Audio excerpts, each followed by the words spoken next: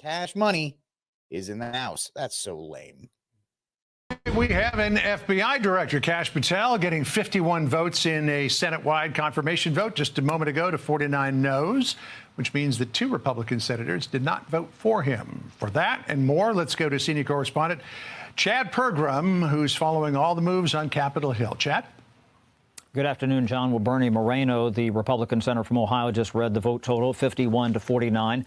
Mitch McConnell, the former Republican leader who announced his retirement earlier today, he voted yes. Some people thought he might vote no, but there were 2 GOP. I have a theory on that, and I'll talk about that in a minute. No's. Lisa Murkowski of Alaska and Susan Collins. What a shock.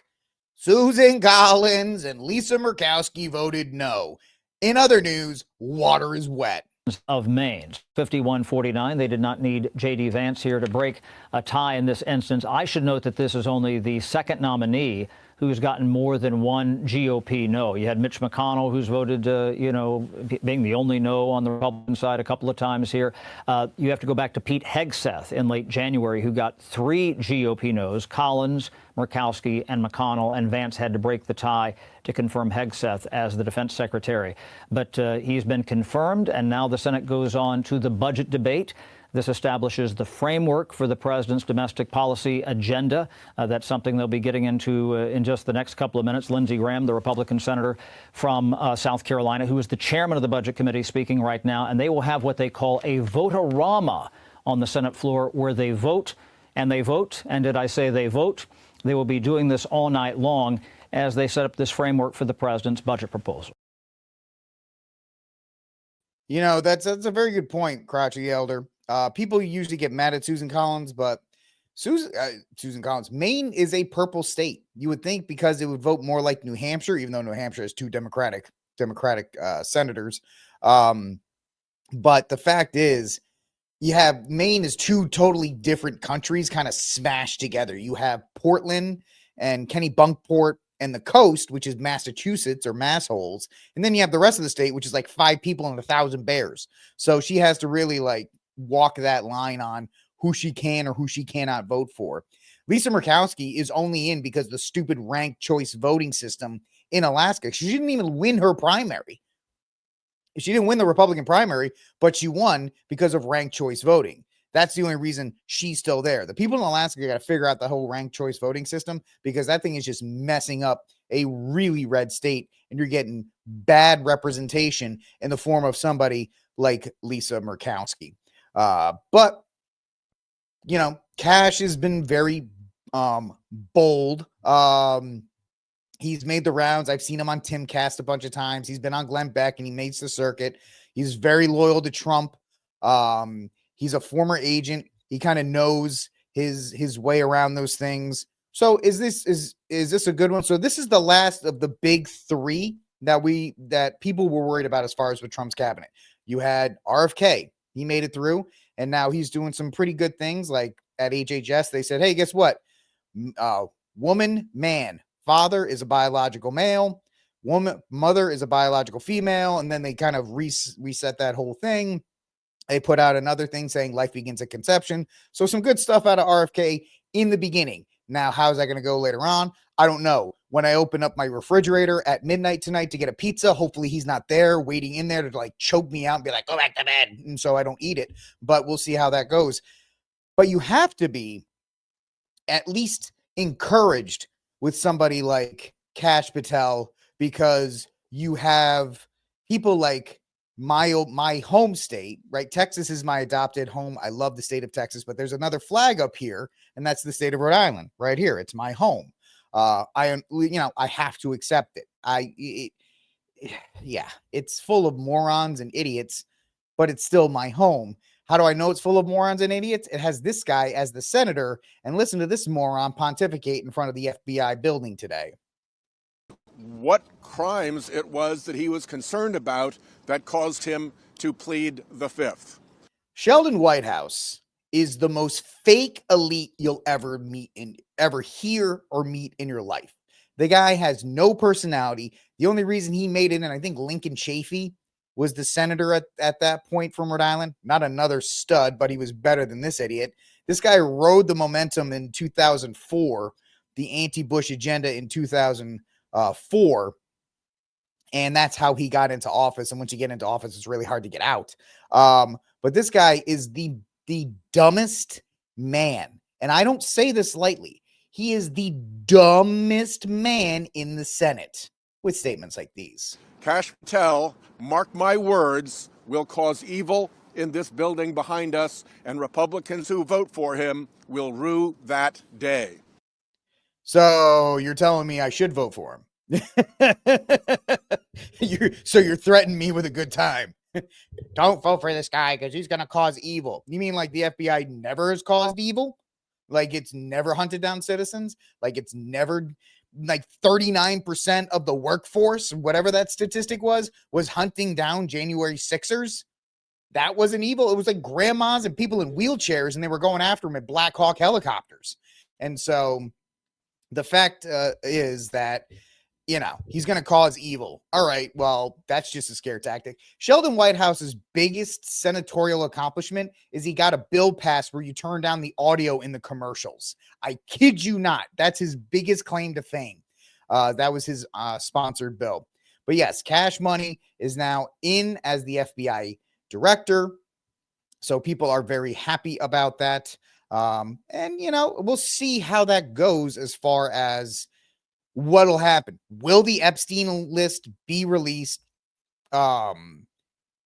within 10 days? I'm going to put the odds at that at like 25%. I don't think he's releasing the Epstein list anytime soon. I think it was a fun thing to say when he was on like Timcast and when he was on like the Glenn Beck show and when he was on all these other kinds of things. But when he's in office, they're probably going to slide over the JFK picture and be like, yeah, sure. Okay. Yeah. Release the Epstein list. You'll be a FBI director for like 4 days. We'll see how that goes. But this is from CNN.com, just to kind of clean this up. Senate voted on Thursday to confirm Kash Patel as the FBI director, installing a staunch loyalist of President Donald Trump and a conservative firebrand at the head of the nation's top law enforcement agency. And you know what his terrible thing was? He said, hey, I want to get the politics out of the FBI, and I actually want to use the FBI to go after actual criminals and not American citizens. He's crazy. What are we going to do? And I actually would like the FBI disbanded because you have the U.S. Marshals who kind of do it's kind of like double redundancy. You have the U.S. Marshals, you don't need the FBI. You could get rid of it and nothing would change. In fact, you would get rid of the 4473, which goes through the National Instant Criminal Background Check System, which is the NCIS, is what you fill out a 4473 for when you buy a gun. So if you got rid of the FBI, you can get rid of the NICS system. Thumbs up from me. But the fact is, you could disband it. But if the FBI went back to going to after people that violate the law and bringing them to justice, that would be nice. I'd like to have law enforcement organizations, and I know this is like a pipe dream, but I'd like to have law enforcement organizations enforce the law and not political agendas. I know that sounds far-fetched, and unfortunately, it seems like no matter what, there will always be politics in there. It's kind of like one of the best things I learned in one of my early history courses is a professor I didn't really like, but he had a banger of a quote. He said, no matter what, your opinion and your bias will always be in a paper or any kind of research or any kind of statement you make, because you're human, and human beings tend to frame things based on their political agendas and their upbringing and all that. So a good history professor, a good FBI director, a good whatever will let you know their political leanings, so you can at least take that in as well and say, okay, well, this guy's coming from a left, he's a lefty, but this is what he's saying. I can filter out, or he's a righty and I can filter that out. And you can kind of go from there. But if Kash Patel's biggest thing is to get the politics out of the FBI, I think that's a step in the right direction. The best step would be getting rid of it, but pipe dream. If I keep the FBI and get rid of the IRS, that's a win. The nomination faced intense scrutiny from Democrats on Capitol Hill, who have warned that Patel is poised to use the position to seek retribution against Trump's perceived political enemies after 4 years of the Biden regime using the DOJ and the FBI in particular to go after their political enemies and weaponizing the ATF to go after their political enemies. Just an example of the FACE Act. You guys don't know this, but in the abortion circles, There's this federal law called the FACE Act. You can't the thing is, you cannot obstruct. You can pray on the sidewalk, you can protest across the street, but you cannot block access to an abortion facility. And there was a guy way back, I forget the man's name, but some abortion activist got in his son's face and he pushed him. The man pushed this guy away from his son. On Sunday, the FBI raided the guy's home with AR-15s and dragged him out in front of his kids. That's what we're talking about with the weaponization of the FBI. So if we can get rid of that kind of stuff, that'd be great. During the Senate confirmation hearing, Patel said there will be, quote unquote, no politicization at the FBI, no retributive actions, and accused Democrats of cherry picking excerpts of old comments, which, not a shock. The role of the FBI director is supposed to be held for a 10-year term to insulate the position from politics, but after winning the White House, Trump made it clear that he wanted then FBI Chief Chris Wray out, leading Wray to resign and paving the way for Patel to be confirmed. Politics, right? Oh, thank you very much, Mark Hulk, or Hook, if I can't say it right. If you've watched my show or if you've listened to me in the past, you know names. They're hard, so I can't really say them, but there you go. That's the name of the gentleman. Dragged out of his house on a Sunday by FBI agents for daring to protect his kid. So that's what we're talking about here. Senate Republicans have now approved a slate of nominations who initially faced questions. RFK, Tulsi Gabbard, which is great because she's kind of insulated over there at as the DNI. Still don't like her, but everybody else, all the thirsty Republican conservative bros are like, oh, we got Tulsi Gabbard, whatever, dude. And if she just stays over there, doesn't do anything, I'd give a thumbs up to that. You know, just pop your head out and be like, I'm from Hawaii and everything's fine. Yeah, great. Just go away now. But there you go. The last of the big three problematic confirmations have been approved.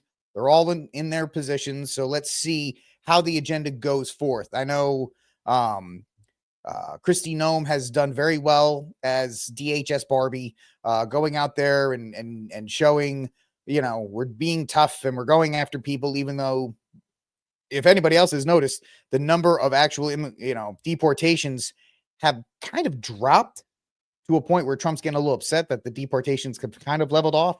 But I've always told people that if you enforce the laws and you deport a certain amount of people, a lot will self-deport just because they're like, we're not doing this. I'm not going to be around here in case. So I'm a little okay with that. I'd like to see the deportations go back up a little bit, but it is what it is. So there you go. Cash is in. All the nominees have been confirmed. And it really brings us to, what did they have on Matt Gaetz? That's the question. What did they have on Matt Gaetz that was so bad that he could not fight to be the attorney general? I don't like Pam Bondi as the AG. I don't. She's too much of a thirst trap. Yeah, she's doing some stuff here, but she's bad on guns. And, the ATF director is still there. And we're not seeing any real, we saw an executive order on gun control, or on the executive orders that Trump, or that Biden put in. But outside of that, no. I don't want the concealed carry law. I want getting suppressors off the NFA. I want short-barreled rifles off the NFA. I want the NFA completely disbanded, but that's not going to happen. I like a lot of these things rolled back, and I like more restorations of our God-given rights to keep and bear arms. So,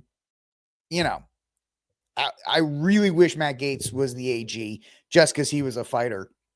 But the fact of the matter is, they must have had something on him, or he really didn't want to do it. Like, he really wanted to host that OANN, the One American News Network show, like that badly, that he was just like, oh, I'll do it. Oh, sorry, I'm leaving. And now he's hosting a news show. So good for him.